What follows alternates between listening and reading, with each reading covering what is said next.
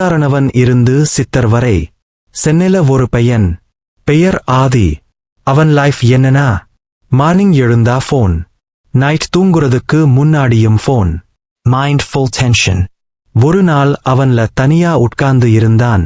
அப்போ ஒரு பழைய மாதிரி தோற்றம் இருக்கும் ஒரு வயதானவர் அவன்கிட்ட வந்தார். என்னடா இவ்வளவு சோகமா இருக்கே? ஆதி: எல்லாமே இருக்கு சார், ஆனா மனசுக்கு அமைதி இல்ல. அந்த மூதாட்டி சிரிச்சார். அமைதி வெளியில கிடைக்காதுடா, உள்ளேதான் இருக்கு. முதல் பாடம்.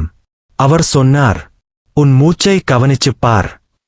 ஆதி முதல்ல லேசா எடுத்தான். ஆனா தினமும் ட்ரை பண்ண ஆரம்பிச்சான்.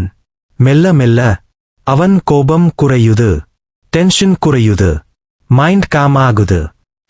இரண்டாவது மாற்றம். ஒரு நாள் அந்த சித்தர் மாதிரி ஆனவர் சொன்னார்,